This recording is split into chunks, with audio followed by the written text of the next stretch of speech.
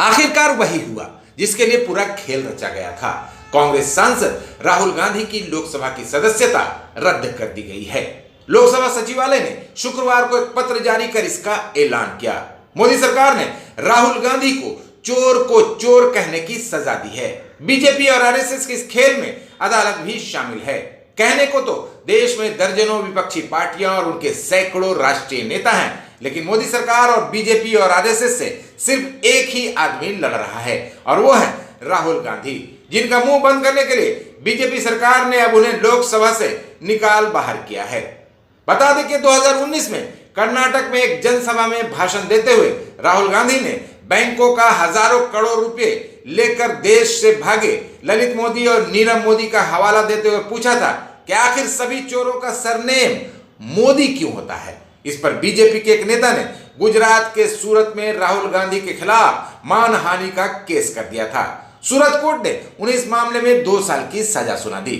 सूरत के जज ने सब कुछ बीजेपी के गेम प्लान के मुताबिक किया है। उन्होंने राहुल गांधी को 2 साल की सजा इसलिए दी थी ताकि बीजेपी की इच्छा पूरी हो जाए और राहुल गांधी को लोकसभा से बाहर निकाल दिया जाए। सूरत कोर्ट के फैसला सामने आते ही लोकसभा स्पीकर ओम बिरला का दफ्तर फौरन हरकत में आ गया और महज कुछ ही घंटे में उनकी सदस्यता खत्म कर दी।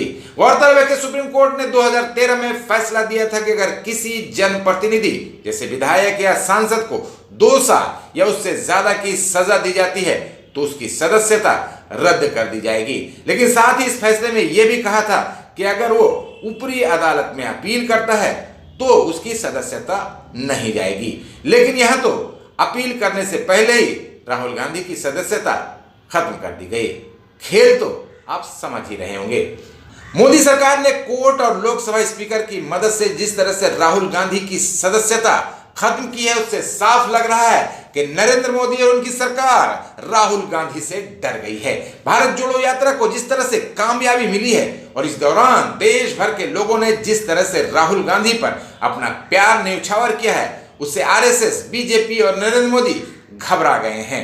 वो किसी भी तरह से राहुल गांधी का मुंह बंद करना चाहते हैं, इसलिए उन्हें डराने धमकाने की कोशिश की जा रही है। पूछताछ के नाम पर बार बार पुलिस वालों को राहुल गांधी के घर भेजा जा रहा है। ईडी के जरिए उनसे घंटों पूछताछ की जा रही है। उससे भी जब राहुल गांधी नहीं डरे तो अब जाकर नरेंद्र मोदी ने उनकी लोकसभा की सदस्यता ही खत्म करवा दी है।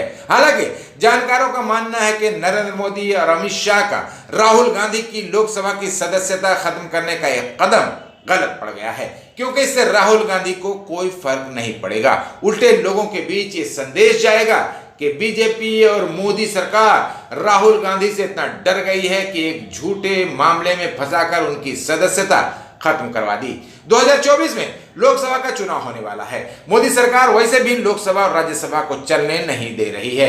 ऐसे में राहुल गांधी सांसद सदस्य रहें या ना रहें उन्हें कोई फर्क नहीं पड़ता है, बल्कि अब तो उन्हें जनता के बीच जाने का ज्यादा मौका मिल जाएगा। वो जनता को बता पाएंगे कि अडानी को बचाने के लिए नरेंद्र मोदी ने लोकसभा से उन्हें बाहर कर दिया है। हकीकत भी यही है। इस पूरे खेल के पीछे अडानी है, जिसे बचाने के लिए नरेंद्र मोदी ने राहुल गांधी को लोकसभा से बाहर निकलवाया है, क्योंकि सिर्फ राहुल गांधी अडानी के साथ मोदी की दोस्ती का मामला संसद में उठा रहे थे। पूरी दुनिया को बता रहे थे कि नरेंद्र मोदी ने अडानी को फायदा पहुंचाने के लिए अपने प्रधानमंत्री के पद का गलत इस्तेमाल किया है। मोदी अडानी गठजोड़ को राहुल गांधी जोर शोर से दुनिया के सामने उठा रहे थे, जिसके चलते अडानी का कारोबार प्रभावित हो रहा था। नरेंद्र मोदी सब कुछ बर्दाश्त कर सकते हैं, लेकिन अपने दोस्त का नुकसान बर्दाश्त नहीं कर सकते हैं। इसलिए उन्होंने राहुल गांधी की लोकसभा की सदस्यता ही खत्म करवा दी है। इस पूरे घटना में सबसे घटिया किरदार अदालत ने निभाया है। अब तो पूरी तरह साफ हो गया है कि ज्यादातर अदालतें बीजेपी और सरकार के इशारे पर काम कर रही हैं, क्योंकि देश के तमाम बड़े कानूनी जानकारों का मानना है कि जिस मामले में सूरत की अदालत ने राहुल गांधी को 2 साल की सजा सुनाई है वो पूरा मामला ही बोगस है। इस तरह के मामलों के चलते ही अदालतों पर से लोगों का भरोसा लगभग खत्म हो गया है। निचली अदालतें तो जैसे अब सरकारी विभागों की तरह काम करने लगी हैं। आने वाले दिनों में इसका भयानक खमियाजा देश को चुकाना पड़ सकता है।